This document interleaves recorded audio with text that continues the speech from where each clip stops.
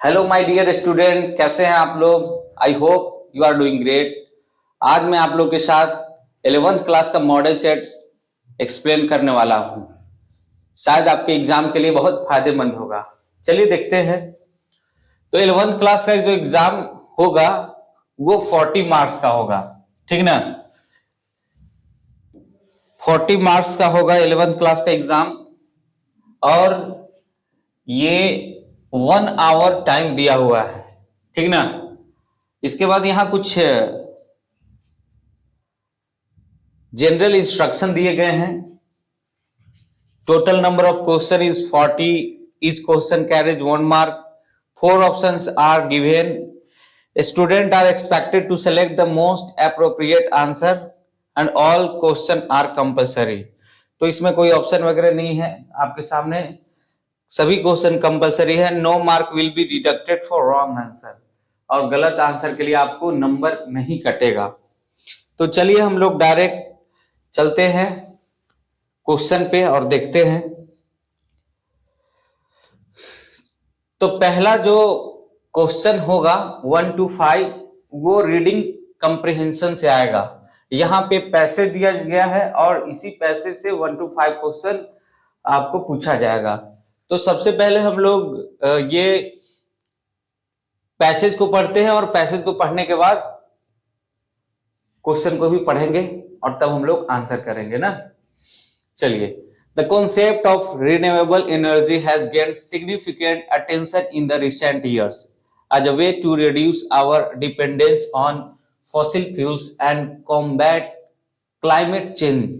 तो ये renewable energy के बारे में बताया गया है कि हाल के दिनों में रिन्यूएबल एनर्जी जो है वो कैसे इंपॉर्टेंट रहा है, फॉसिल फ्यूल के जो डिपेंडेंसी है उसको रिड्यूस करने का काम किया है ना। Solar, wind, hydro electric, geothermal and biomass are example of renewable energy source. These sources are considered renewable because they can replenish naturally, unlike fossil fuel which take millions of years to form and are finite। तो यहां समझना है हम लोग को कि क्या क्या एग्जाम्पल है रिन्यूएबल एनर्जी का। तो solar, wind, hydro electric, geothermal and biomass, ये सभी एग्जाम्पल हैं, ठीक ना।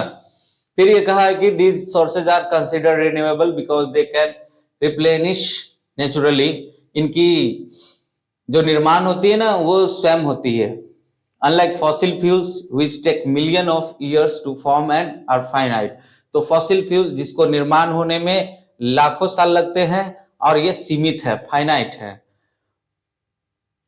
One of the main advantage of renewable energy is that it is environmental friendly.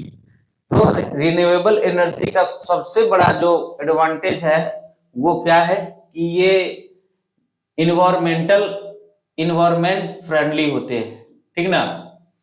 Renewable energy sources don't produce green house gases. ये भी उसकी यूजेज है कि ये ग्रीन हाउस प्रोड्यूस नहीं करते हैं। Which contribute to positive climate change, और ये क्लाइमेट चेंज में पॉजिटिव रोल अदा करते हैं। They also don't produce harmful air pollutant like sulfur dioxide and nitrogen oxide। तो ये हार्मफुल पॉल्यूटेंट जो है जिनके वजह से पॉल्यूशन होता है वो प्रोड्यूस नहीं करते हैं, और वो कौन कौन है? सल्फर डाइऑक्साइड और नाइट्रोजन ऑक्साइड। फिर बोला है another advantage of renewable energy is that it can provide reliable and stable source of energy. For example, hydroelectric plant can operate for long period of time without interaction, and solar panel can generate electricity even on cloudy days। तो ये काफी इंसानों के लिए helpful है, क्योंकि इनमें ज्यादा कुछ हम देख सकते हैं कि ये हाइड्रो इलेक्ट्रिक प्लांट जो होता है वो लॉन्ग पीरियड तक चलता है without interaction, and solar panel can generate electricity even on cloudy days. तो क्लाउडी डे में भी ये सोलर पैनल हम लोग को इलेक्ट्रिसिटी प्रोवाइड कर सकता है। Also renewable energy sources are becoming more affordable as technology improve. तो ये और अफोर्डेबल हो जाएगा जब टेक्नोलॉजी इंप्रूव होगा and economies of scales are achieved. तो चलिए अब हम लोग क्वेश्चन की तरफ मूव करते हैं और क्वेश्चन देखते हैं। क्वेश्चन नंबर 1 आपके सामने आ गया, solar, wind, hydro electric, geothermal and biomass are example of dot dot dot sources. तो ये किसके एग्जाम्पल हैं? तो जस्ट अभी हम लोग पढ़े कि solar, wind, hydro electric, geothermal, ये सभी एग्जाम्पल हैं किसके? तो रिन्यूएबल एनर्जी के एग्जाम्पल हैं। तो पहले क्वेश्चन का ऑप्शन ए करेक्ट आंसर होगा ना। चलिए तो नेक्स्ट क्वेश्चन की तरफ मूव करते हैं और अगला क्वेश्चन है, what take million of year to form and are finite. तो क्या लाखों साल लेते हैं फॉर्म होने में, बनने में, और ये फाइनाइट है।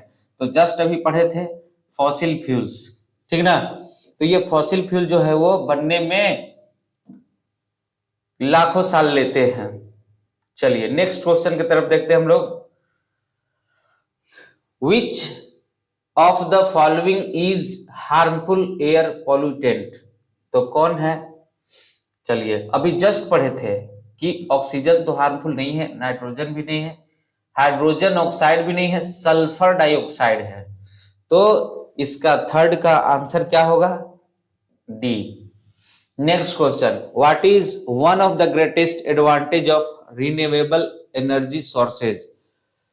चलिए देखते हैं हम लोग, ऑप्शन पढ़ते हैं, that it leads to climate change, it leads to the depletion of variable sources, it is environment friendly.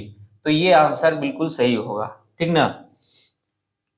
चलिए नेक्स्ट क्वेश्चन देखते हैं, question number 5, which of the following means the same as generate. तो generate का synonym देखना है हम लोग को फ्रॉम द पैसेज। तो यहां देखो, रिक्रिएट, प्रोड्यूस, रीस्टोर, कैप्चर, ठीक ना।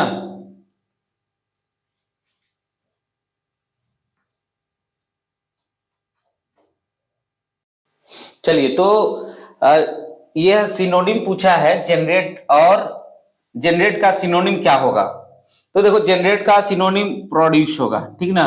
ये रिक्रिएट माने होता है पुनः, ये भी रिक्रिएट, रिक्रिएट का मतलब ये हुआ कि ये कोई भी वस्तु है उसको रिक्रिएट करना है, लेकिन यहाँ प्रोड्यूस का मतलब है कि उसको उत्पन्न करना। वही बात यहाँ जनरेट का सेंस में दिया हुआ है। तो इसका सही आंसर क्या हो जाएगा? प्रोड्यूस, ठीक ना। चलिए तो हम लोग नेक्स्ट क्वेश्चन की तरफ मूव करते हैं। तो ये कंप्रिहेंशन से 5 क्वेश्चन आएंगे और इसके बाद ये हम लोग को क्वेश्चन पूछा जाएगा, वो होगा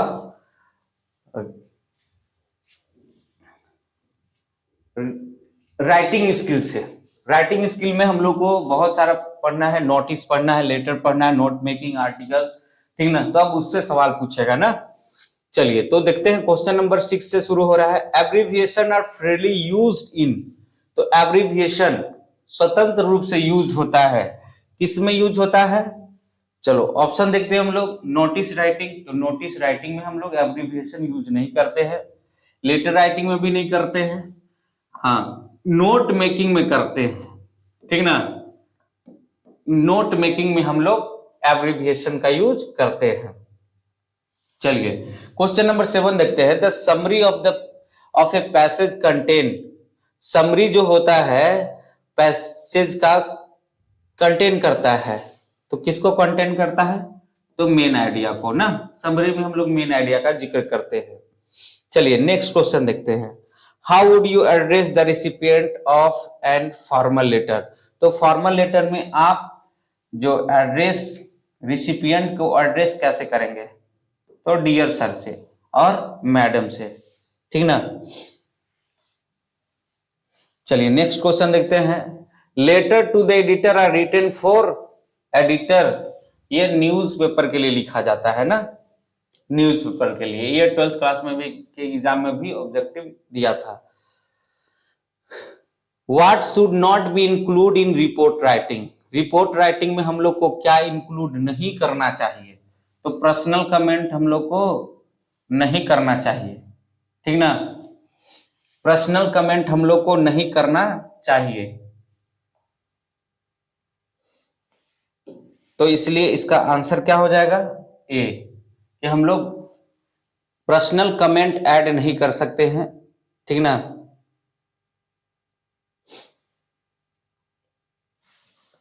next question, in report writing narration of the event is always done in, ये होता है इमीडिएट पास्ट फॉर्म, ठीक ना, क्योंकि रिपोर्ट राइटिंग जो किया जाता है, रिपोर्ट लिखा जाता है, वो उस घटना के बारे में लिखते हैं हम जो बीत चुका है, तो ये पास्ट की बात होगी, यहाँ एक ही पास्ट का जिक्र किया है। चलिए नेक्स्ट क्वेश्चन देखते हैं, what should the first paragraph of an article be all about, तो हम लोग आर्टिकल जब लिखेंगे तो उसमें पहले पैराग्राफ में क्या लिखेंगे, तो जाहिर सी बात है brief introduction of the topic, topic के बारे में हम लोग संक्षिप्त इंट्रोडक्शन लिखने का काम करेंगे ना, तो इसलिए आंसर क्या हो जाएगा, ए। चलिए नेक्स्ट क्वेश्चन की तरफ आगे बढ़ते हैं हम लोग, what can be written in conclusion in article writing, तो आर्टिकल राइटिंग के अंत में कंक्लूजन के तौर पे क्या लिखा जाना चाहिए, सजेशन भी होना चाहिए, बात सही है, ठीक ना, और क्या होना चाहिए,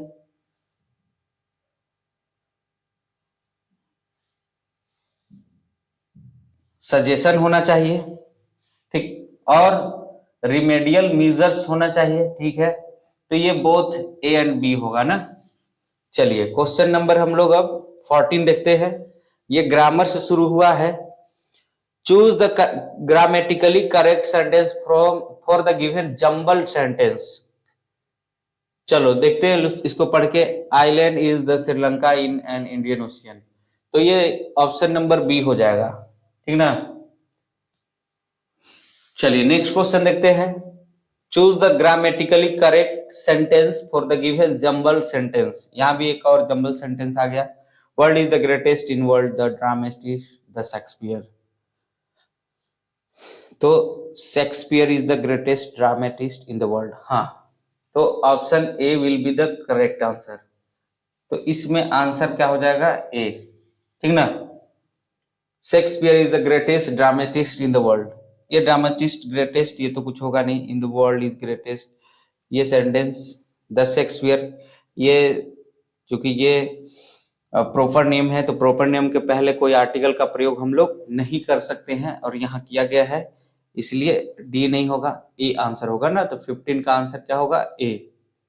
चलिए अब हम लोग क्वेश्चन नंबर देखते हैं 16, ब्रेड एंड बटर, देखो ब्रेड एंड बटर ये ऐसे नाउन है जिनको हम अलग अलग करके यूज नहीं कर सकते हैं ना, इनको जब भी हम लोग यूज कर सकते हैं तो एक साथ, एक है ये, तो इसीलिए सिंगुलर सब्जेक्ट का निर्माण कर रहे हैं, और इसके साथ सिंगुलर हेल्पिंग वर्ब का प्रयोग होगा, और इसका आंसर क्या हो जाएगा, इज होगा ना। चलिए नेक्स्ट देखते हैं, I fell when I crossed the road, मैं गिर गया जब मैं रोड क्रॉस कर रहा था, ठीक ना, तो इसका आंसर होगा डी, इसका आंसर क्या हो जाएगा, डी, कि मैं गिर गया when I was crossing the road, ठीक ना। चलिए तो क्वेश्चन नंबर हम लोग देखते हैं 18, चलिए तो U dot dot dot leave now if you wish, क्या आंसर हो जाएगा, ऑप्शन ए करेक्ट होगा, मी, ठीक ना। चलिए ये मॉडल से क्वेश्चन है, मॉडल आप लोग को बढ़िया तरह से बताया गया है। नेक्स्ट क्वेश्चन है dot dot dot U swim, तो यहाँ पे एबिलिटी जानना चाहा है, एबिलिटी, तो हम लोग एबिलिटी जानने के लिए एक मॉडल वर्ब का यूज करते हैं, और वो कौन होता है, कैन, तो 19 का जो आंसर होगा वो ए होगा ना। चलिए अब देखो लिटरेचर से क्वेश्चन शुरू हो रहे हैं, लिटरेचर से क्वेश्चन शुरू हो रहे हैं, और क्वेश्चन नंबर 20 देखते हैं, the big girl in the poem a photograph refers to, आप फोटोग्राफ पढ़े हैं, ठीक ना, फोटोग्राफ जो पोएम लिखा गया है शर्ली टॉल्सन के द्वारा लिखा गया है, ये फोटोग्राफ में चार्ली टॉल्सन अपने माँ के जो फोटोग्राफ है वो देखते हैं और उस फोटोग्राफ में 3 लोग थे, ठीक ना, कजन थे, माँ की कजन थी, 2 बेटी एंड डॉली, और बीच में ये माँ खड़ी थी, उसका उम्र 12 इयर्स था। ये आप लोग को याद रखना है ना कि माँ का उस समय उम्र कितना था, तो 12 इयर्स था जब ये फोटो लिया गया था। ये लोग हॉलीडे सेलिब्रेट करने गए थे। फोटो कौन लिया था वहां पे, तो उनके अंकल लिए थे, ठीक ना। उनके साथ और कौन थे, तो 2 लोग थे, उनकी कजन थी, ठीक ना। एक का नाम था बीटी और एक का नाम था डोली, ठीक ना। चलो तो देखते हैं the big girl in the poem.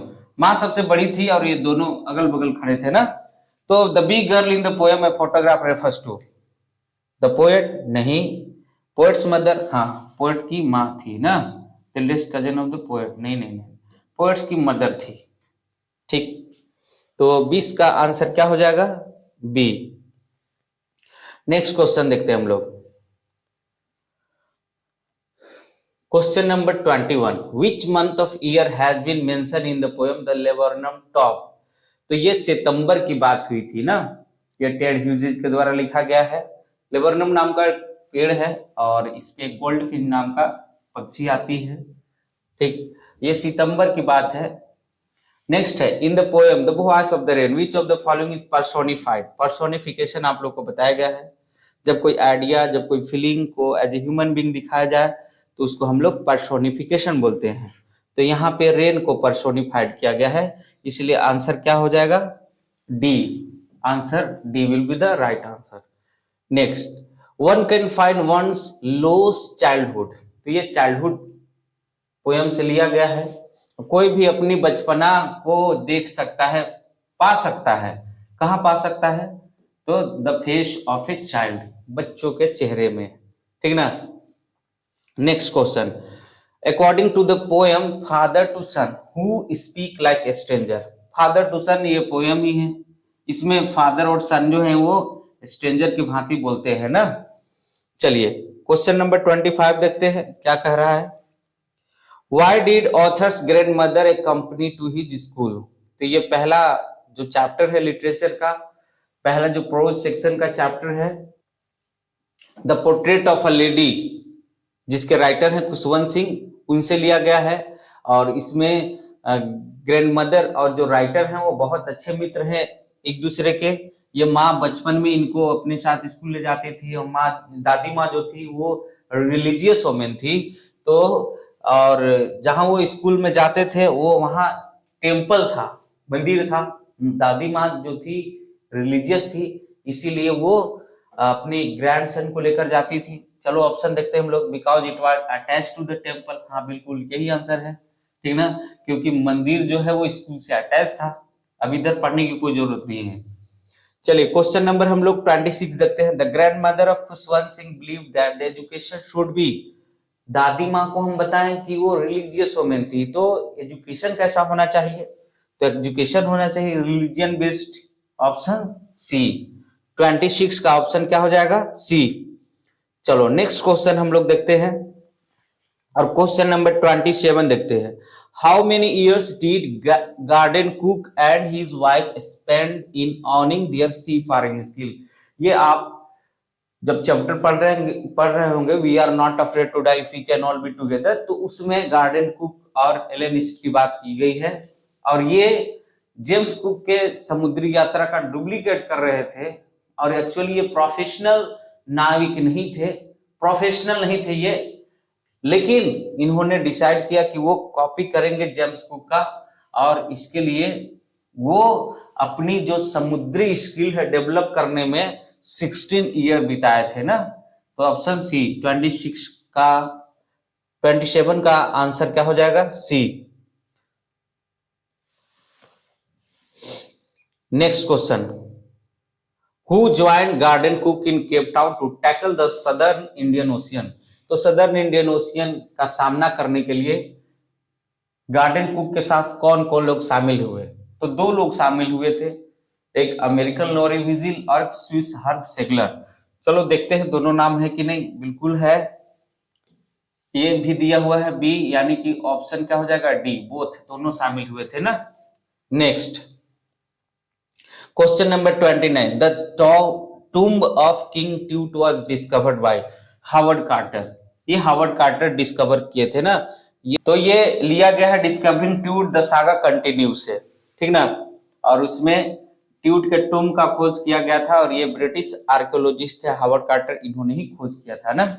तो क्वेश्चन नंबर 30 की तरफ हम लोग मूव करते हैं। The place where Egyptian king were buried is known as valley of king, option D. तो क्वेश्चन नंबर 30 का ऑप्शन क्या हो जाएगा, डी, ठीक ना। चलिए next, Gangadhar Pant Gaitonde was a professor of history. Adventure से लिया गया है, तो ये एडवेंचर से लिया गया है। और Gangadhar Pant Gaitonde was a professor of history, history के प्रोफेसर थे। Next question, where did the author go to complete the Kora. ये है सिल्क रोड से लिया गया है और ऑथर जो है वो कोरा कंप्लीट करने कहाँ जाते हैं, तो माउंट कैलाश ना। Question number 33, what did Lamo give the author as a farewell present. तो ये भी सिल्क रोड से लिया गया है। जब ऑथर अपनी कोरा कंप्लीट करने जा रहे थे तो लामो से मिले थे और उन्होंने एक सीप स्किन कोट उनको दिया था एज ए फेयरवेल प्रेजेंट। तो ऑप्शन क्या हो जाएगा, ए। 33 का ऑप्शन क्या हो जाएगा, ए। चलो क्वेश्चन नंबर 34 देख लेते हैं। How many time did the author visit Mrs Darling's house. ये जो क्वेश्चन लिया गया है वो एड्रेस से लिया गया है, जिसके राइटर है मार्गामिन को, और ये 2 बार विजिट की थी author Mrs Dorling house, Dorling के घर 2 बार गई थी ना। तो ऑप्शन क्या हो जाएगा, बी।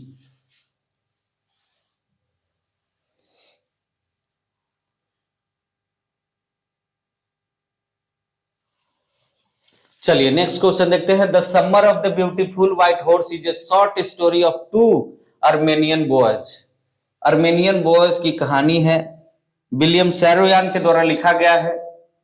ये जिस ट्राइब से बिलोंग करते हैं, गैरोगुलेनियन ट्राइब है, इनकी भाषा अर्मेनियम है। गैरोगुलेनियन ट्राइब की हॉलमार्क ट्रस्ट एंड ऑनेस्टी है। ये क्वेश्चन पूछ सकता है, ठीक। तो आप लोग को याद रखना है कि the summer of beautiful white horse William Saroyan के द्वारा लिखा गया है। इसमें 2 लड़के की कहानी है, आराम और मुराद, ठीक ना। चलिए next question, who was the true owner of beautiful white horse. और ये लोग दोनों आराम और मुराद जो हैं, ये हॉर्स को ले आते हैं, चुराते नहीं हैं, राइडिंग करने के लिए ले आते हैं। और जो हॉर्स को लाए थे उसके मालिक का नाम क्या था, ओरिजिनल जो ऑनर था वो कौन था, तो जॉन बैरो, ठीक ना। ये अंकल खुसरो, ये 2 लड़के, ये सभी कैरेक्टर हैं the summer of the beautiful white horse के। मुराद, आराम, ठीक ना। अंकल खुसरो क्रेजिएस्ट मेंबर हैं फैमिली के, और उनकी कस्टमरी एक लाइन है,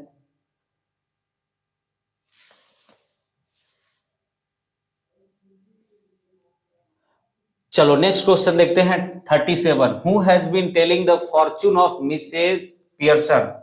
तो ये मदर्स डे का क्वेश्चन है, मदर्स डे का क्वेश्चन आ गया है।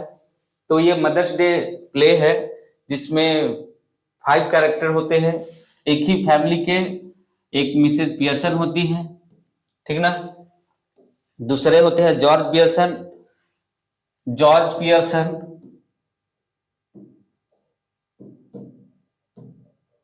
जो इनके हस्बैंड हैं, डोरिस पियर्सन जो डॉटर है, और एक साइरिल पियर्सन जो इनका लड़का है, ठीक ना।